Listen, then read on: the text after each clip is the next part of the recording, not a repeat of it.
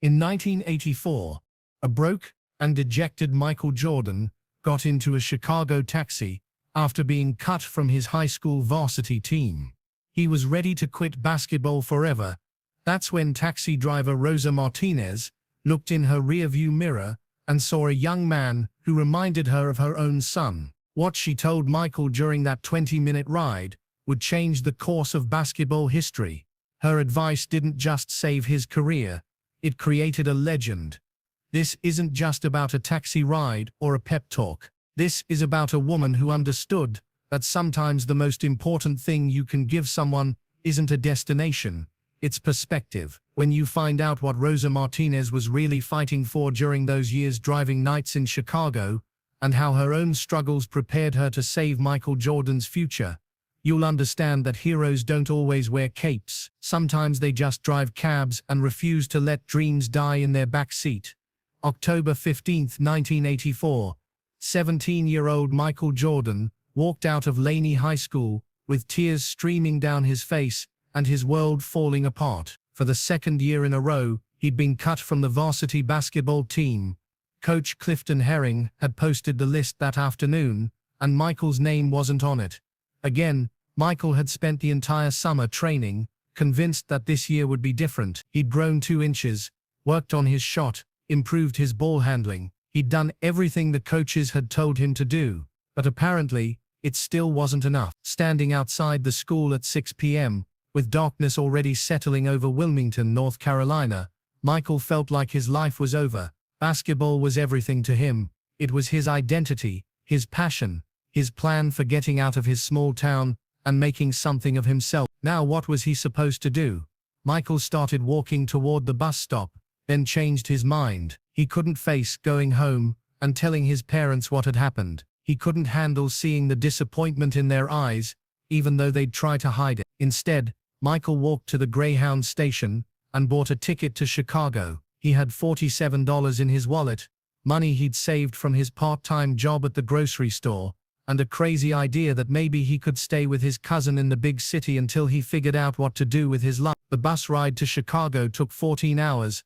Michael spent most of it staring out the window thinking about all the dreams he was leaving behind in North Carolina. Rosa Martinez had been driving a taxi in Chicago for 15 years when she picked up her fare outside Union Station that cold October morning. She was working the day shift that week, trying to save up money for her son Diego's college application fees. Rosa was 42 years old, a single mother who'd immigrated from Mexico when Diego was just 3. She'd taken the taxi job because it paid better than factory work and gave her flexibility to be home when Diego got out of school. Driving taxi wasn't easy work, especially for a woman. Rosa dealt with difficult passengers, dangerous neighborhoods, and the constant stress of trying to make enough money to pay rent and put food on the table. But she did it because she had dreams, not for herself but for Diego. Diego was 18, a senior in high school, and the smartest kid Rosa had ever known. He wanted to be an engineer, and Rosa was determined to make sure he got the chance. Every fare she picked up, every long shift she worked, every dollar she saved was for Diego's future. That's why, when Rosa saw the young man standing outside Union Station looking lost and heartbroken, she immediately thought of her own son. Michael got into the back seat and mumbled an address on the north side. Rosa could see in her rearview mirror that he'd been crying. "You okay, young man?" Rosa asked in her slightly accented English. "Yeah, I'm fine," Michael said, though he clearly wasn't. Rosa had been driving taxi long enough to know when someone needed to talk and when someone needed to be left alone. This kid needed to talk. You look like you just lost your best friend." Michael was quiet for a moment, then the whole story came spilling out. The basketball team, the rejection, the feeling that his life was over at 17. "I don't know what I'm gonna do now," Michael said. "Basketball was everything to me. Without it, I'm just nothing." Rosa listened carefully as she navigated through Chicago traffic. When Michael finished his story, she pulled the taxi over to the side of the road and turned around to face him. "Can I tell you something, young man? When I was your age," Rosa began, "I had dreams too. I wanted to be a teacher. I was good at school, loved working with kids, had everything planned out. She paused, looking at Michael with kind but serious eyes. Then I got pregnant with my son Diego. His father left. My family was disappointed, and suddenly all my dreams seemed impossible. I was 18 years old with a baby and no money, living in a country where I barely spoke the language. Michael was listening intently now. I could have given up, could have decided that my life was over, that I'd never amount to anything. And you know what? Some days I wanted to. Some days I cried just like you're crying now. Rosa turned back toward the front of the car but kept talking. But then I realized something important. Dreams don't die unless you kill them. They might change shape. They might take longer than you planned, but they don't just disappear. What do you mean? Michael asked. I mean that just because one path closed, doesn't mean all paths are closed. Maybe you didn't make varsity this year, but did anyone tell you that you can't make it next year? Did anyone say you're not allowed to keep practicing, keep improving, keep trying? Michael shook his head. Then your dream isn't dead, young man. It's just delayed. Rosa started driving again, but she wasn't finished with her story. You want to know what I learned in 15 years of driving this taxi? I learned that life isn't about avoiding rejection. It's about what you do after rejection. She glanced at Michael in the rearview mirror. I've picked up successful businessmen who told me they were fired from their first 3 jobs. I've driven actresses to auditions who told me they'd been rejected hundreds of times before getting their first role. I've taken athletes to games who told me they were cut from teams before they became stars. Really? Really? The difference between the people who make it and the people who don't isn't talent, young man. It's persistence. It's the willingness to get up one more time than you get knocked down. Rosa could see that Michael was starting to pay attention. Let me ask you something.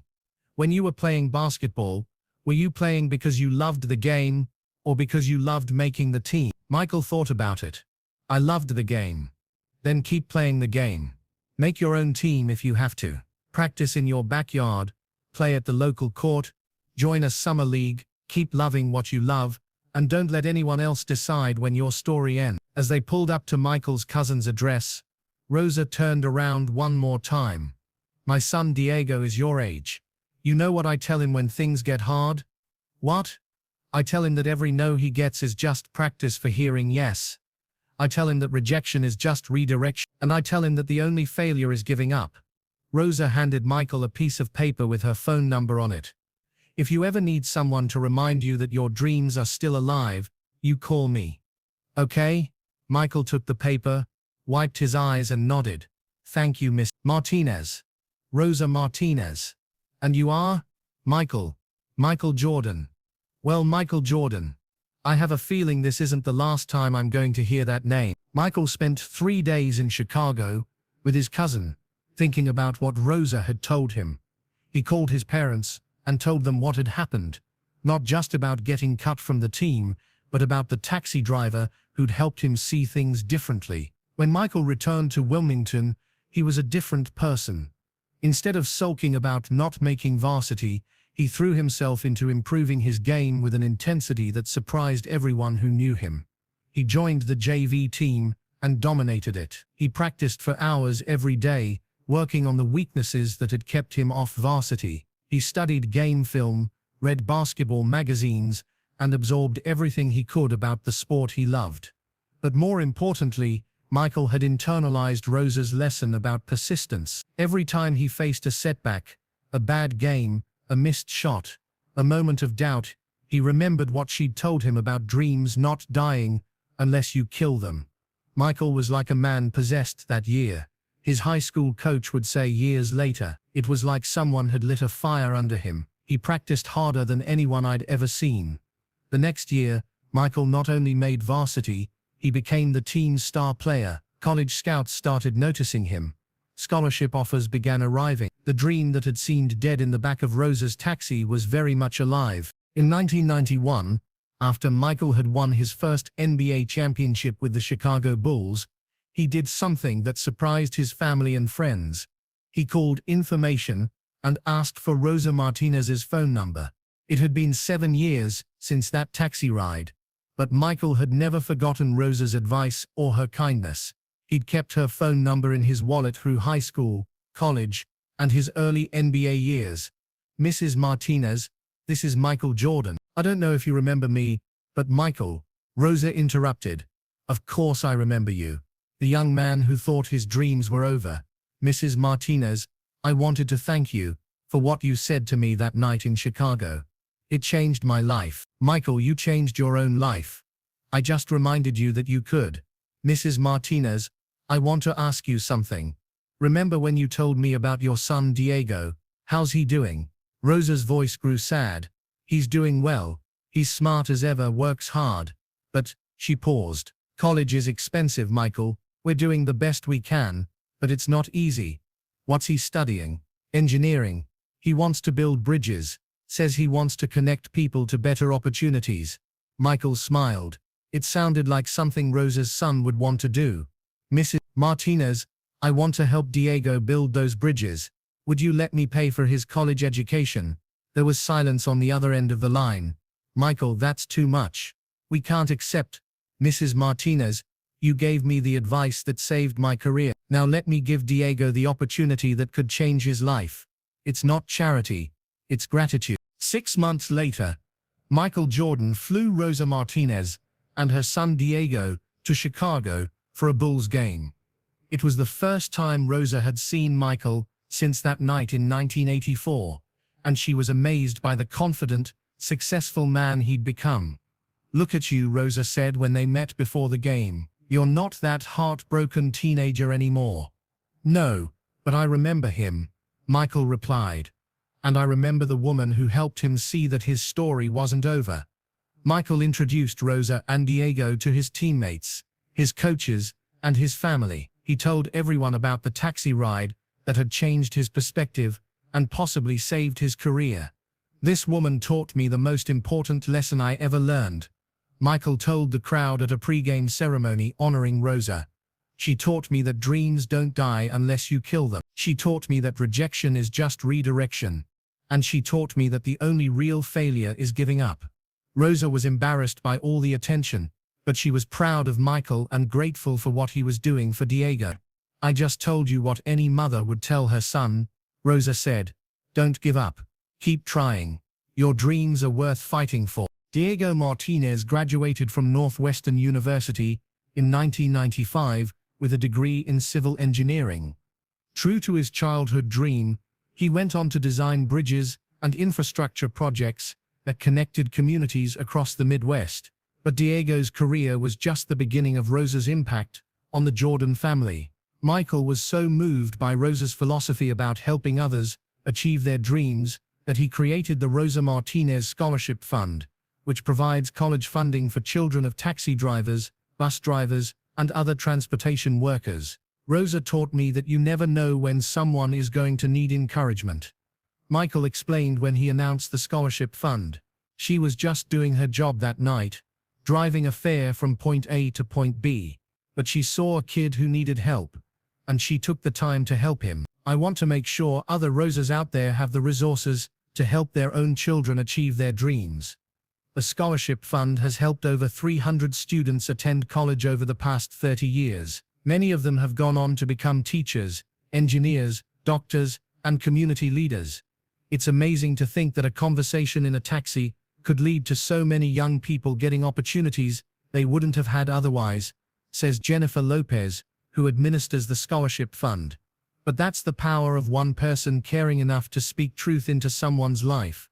Rosa Martinez continued driving taxi in Chicago until she retired. She never sought publicity for her role in Michael Jordan's life, but she was always willing to share her philosophy with other young people who seemed to be struggling. "I learned from my own experience that setbacks are setups for comebacks," Rosa would tell passengers who were going through difficult times. "I learned that dreams are stronger than disappointments if you don't give up on them." Michael Jordan, meanwhile, carried Rosa's lessons with him throughout his career and beyond. Her advice about persistence and perspective influenced how he handled every challenge he faced, from losing to the Detroit Pistons in the playoffs, to his father's death, to his struggles in baseball. "Every time I wanted to quit something, I thought about Rosa," Michael says now. I thought about what she told me about dreams not dying unless you kill them. That kept me going when everything else told me to give up. In 2010, Rosa Martinez was diagnosed with Alzheimer's disease. When Michael Jordan learned about her condition, he immediately flew to Chicago to visit her.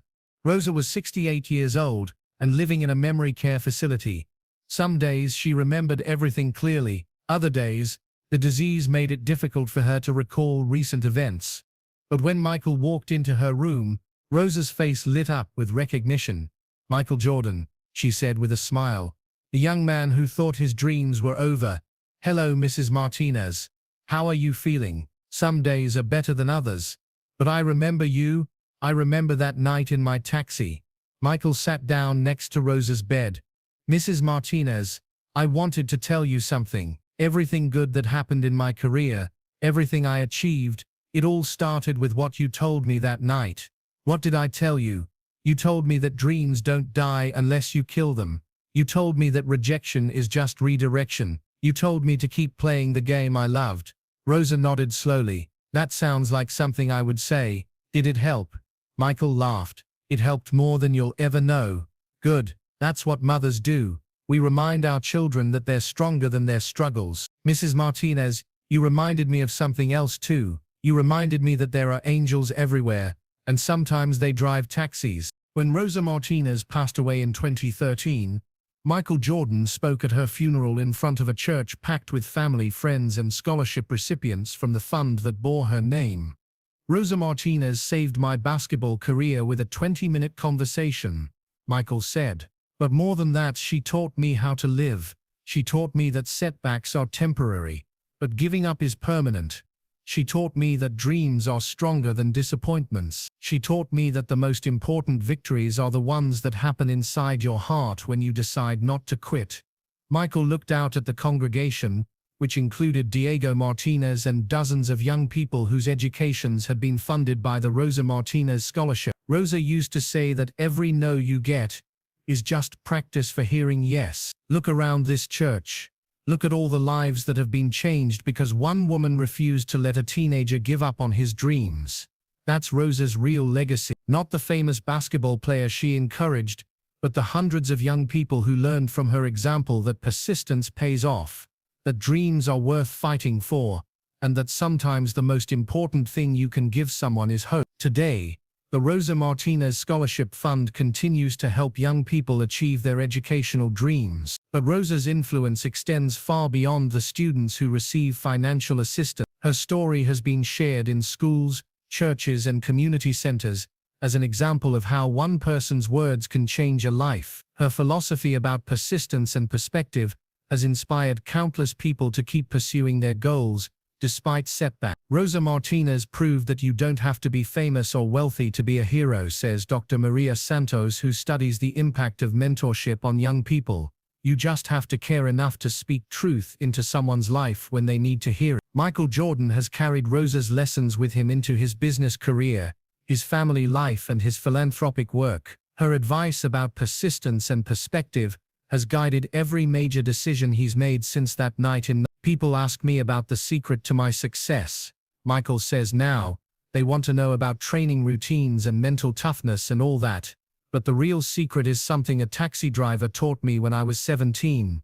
Your dreams don't die unless you kill them." Here's what Michael Jordan wants everyone to know about Rosa Martinez. "She didn't just give me a ride that night, she gave me hope. She took a kid who was ready to give up and reminded him that giving up is a choice, not a requirement. Rosa taught me that there's always another way to look at rejection, always another path to your dreams, always another chance to prove that you belong." The taxi ride that saved Michael Jordan's career lasted 20 minutes, but its impact has lasted a lifetime. Rosa Martinez's advice didn't just create a basketball legend, it created a philosophy that has helped countless other young people overcome their own setbacks and disappointments. If this story moves you, remember that there are Rosa Martinez everywhere, people who see others at their lowest moments and choose to offer hope instead of judgment, encouragement instead of pity, perspective instead of sympathy. And sometimes, if you're very lucky, you'll meet someone who sees your potential when you can't see it yourself.